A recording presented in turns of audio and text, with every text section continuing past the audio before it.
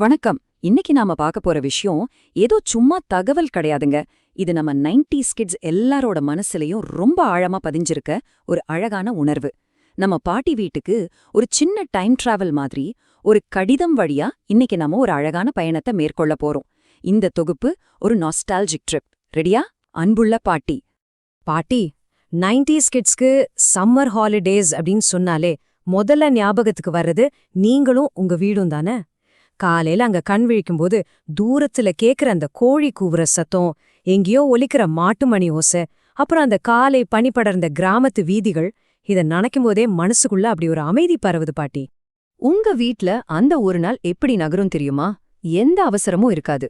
காலையில 6 மணிக்கு சேவர் கூவுற சத்தத்துல தொடங்கி கரெக்டா 9 மணிக்கு நீங்க சுட சுட பரிமாறும் அந்த பிரேக்ஃபாஸ்ட், மதிய நேரத்துல வீட்டை சுத்தி இருக்கிற கிராமத்து வாழ்க்கை, அப்புறம் சாயங்காலம் 6 மணிக்கு சூரியன் மறையும் போது நாம சாப்பிடுற அந்த ஈவினிங் ஸ்நாக்ஸ். இந்த ஒரு நாளோட சுழற்சியில தான் எத்தனை அழகான நினைவுகள் ஒளிஞ்சிருக்கு. உங்க வீடு அப்படின்னாலே அந்த பெரிய பிரம்மாண்டமான நாட்டோடு போட்ட வீடு என் மனசுல அப்படியே நிக்குது. முன்வாசல்ல சாணம் தெளிச்சு போட்ட ஒரு பெரிய கோலம், திண்ணையில ஒரு பித்தளை குடம். அது மட்டும் இல்லாம வீட்டுக்கு வெளியில இருக்கிற மரத்தடியில ஒரு கயிற்று கட்டில்ல தாத்தா ரொம்ப அமைதியா தூங்கிட்டு இருப்பாரு. அந்த வீட்டின் ஒவ்வொரு செங்கல்லும் எனக்கு ஒரு கதைய சொல்லும்.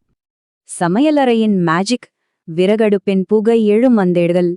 நாங்க எந்திரிக்கிறதுக்கு முன்னாடியே நீங்க எழுந்து அடுப்புல நெருப்ப மூட்டிருவீங்க. வீடு முழுக்க பரவியிருக்க அந்த விறகடுப்போட புகவாசனை, அதோட சேர்ந்து நீங்க அம்மிக்கல்ல மசாலாவை கைப்பட அரைக்கும் அந்த ரிதம் இருக்கு பாருங்க. சின்ன வெங்காயம், பூண்டு, காஞ்ச மிளகா இதெல்லாம் சேர்ந்து அந்த அம்மியில அரைப்படும்போது கிச்சன் முழுக்க ஒரு அற்புதமான வாசனை பரவும். அதுக்கு நிஜமாவே நிகரே கிடையாது பாட்டி. இன்னைக்கு நாம பயன்படுத்துற மாடர்ன் கிச்சன்ல மிக்ஸி, கேஸ் ஸ்டவ்னு நிறையவே இருக்கலாம். ஆனா உங்க கிச்சன்ல அது எதுவுமே இல்லாம பாரம்பரியமான அம்மிக்கல்லும் அந்த விறகடுப்பும் மட்டுமே வச்சுக்கிட்டு நீங்க கைப்பட செஞ்ச சமையலோட ருசிக்கு உலகத்துல வேற எதுவுமே ஈடாகாது. ஒரு தடவை சாப்பிட்டா அந்த டேஸ்ட் எப்பவுமே மறக்காது. அந்த வாசனைய மோப்பம் பிடிச்சுக்கிட்டே நாங்க தூக்க கலக்கத்திலேயே படுக்கையிலிருந்து வெளியே வருவோம்.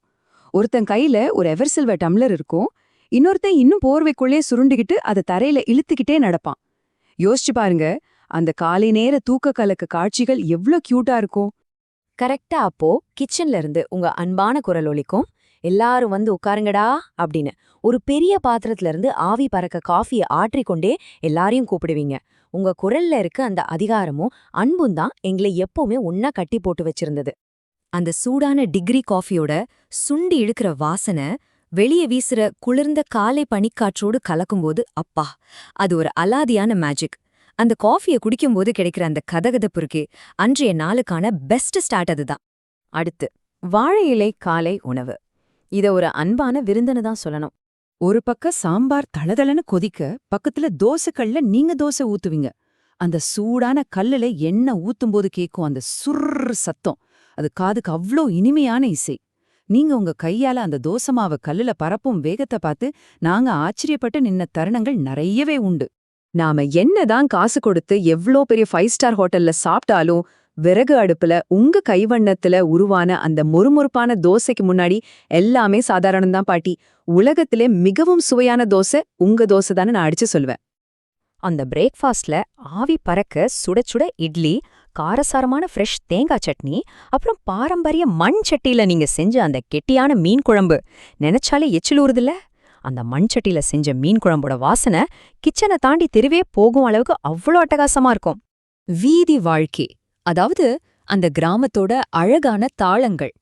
சரி, சாப்பிட்ட பிறகு கொஞ்ச நேரம் வீட்டை விட்டு வெளியே வந்தா வீதி முனையில பெண்கள் குடங்கள்ல தண்ணி பிடிச்சிட்டு இருப்பாங்க. மர நிழல்கள்ல ஆடுகள் அமைதியா படுத்து ஓய்வெடுத்துட்டு இருக்கோம். நாங்க கால்ல செருப்பு கூட இல்லாம சந்தோஷமா புழுதி பறக்க ஓடி விளையாடிட்டு இருப்போம். எங்கேயோ ஒரு ரேடியோல பழைய காலத்து இளையராஜா பாட்டு ஒழிச்சுக்கிட்டு இருக்கோம். திண்ணையில உட்காந்து தாத்தா நியூஸ் பேப்பர் படிச்சுட்டு இருப்பார். இதுதான் அந்த கிராமத்தோட மதிய நேர பின்னணி இசை. அப்படி நாங்க செமையா விளையாடிட்டு இருக்கும்போது திரும்பவும் உங்க குரல் தெருவே கேக்குற அளவுக்கு ஒலிக்கும், சாப்பிடுவாங்கடா அப்படின்னு. அந்த ஒரு குரல் போதும், விளையாட்டு அப்படியே போட்டுட்டு எல்லாரும் அடிச்சு புடிச்சு கை காலை கழுவிட்டு ஓடி வந்துருவோம். எல்லாரும் தரையில ஒரு வட்டமா சம்மணமிட்டு உட்காருவோம். முன்னாடி பச்சை பசேல்னு ஒரு புதிய வாழை இலை விரிக்கப்படும். அதுல சுட சுட சாதம் வச்சு அதுக்கு மேல சுத்தமான நெய் ஊற்றி கடைசியா நீங்க அந்த மணக்கும் சாம்பார் அதன் மேல ஊற்றுவீங்க. இது வெறும் சாப்பாடு இல்ல பாட்டி, ஒரு குடும்ப கொண்டாட்டம். அந்த சுடச்சுட சாம்பார் சாதத்துக்கு பக்கத்துல மொறுமொறுப்பான அப்பளத்தை கையால நொறுக்கும்போது கேக்கும் பாருங்க ஒரு சத்தம். அத வார்த்தைகளால விவரிக்கவே முடியாதுங்க. அந்த கிரஞ்ச் சத்தமும் சாம்பார் சாதத்தோட சுவையும் ஒன்றோடொன்று பின்னி பிணைஞ்ச ஒரு சூப்பரான அனுபவம் அது. அப்போல்லாம் எந்த பெரிய ஸ்கிரீன் டிவியும் கிடையாது, கையில ஸ்மார்ட் போனும் கிடையாது. எந்த விதமான டிஜிட்டல் தொந்தரவுகளுமே இல்ல. ஆனா அங்க இருந்தது எல்லாமே கலப்படமில்லாத 100% தூய்மையான சந்தோஷம் மட்டும்தான். நாம ஒருத்தருக்கொருத்தர் பேசி சிரிச்சு அந்த தருணங்களை முழுமையா உசிர்ப்போட வாழ்ந்தோம். அந்தி சாயும் நேரம் மற்றும் இனிமையான நினைவுகள் அடுத்த கோடைக்காலம் வரை நம்ம கூடவே வரப்போற தருணங்கள். மெதுவா மாலை நேரத்துல முன் திண்ணையில வந்து உட்கார்ந்துகிட்டு நீங்க சுட சுட முறுக்கு சுட்டு தருவீங்க. நாமெல்லாம் உங்களை சுத்தி வட்டமா உட்கார்ந்துகிட்டு சூரியன் மறையறத பார்த்து கொண்டே அந்த முறுமுறுப்பான ஸ்நாக்ஸ சாப்பிடுவோம். அந்த அந்தி சாயும் நேரமும் உங்களுடனான அந்த திண்ணை பேச்சுக்களும் மனசுக்கு அவ்வளவு இதமா ரிலாக்ஸிங்கா இருக்கும். ஒட்டுமொத்தமா சொல்லப்போனா 90களோட அந்த கிராமத்து வாழ்க்கைங்கிறது மிக மிக எளிமையான ஒண்ணு. பெரிய ஆடம்பரம்லாம் ஒன்னும் கிடையாது. ஆனா அந்த சிம்பிளான வாழ்க்கை நமக்கு கொடுத்த உணர்வுபூர்வமான நினைவுகள் இருக்கே, அது காலத்துக்கும் அழியாத பேரழகை கொண்டவை.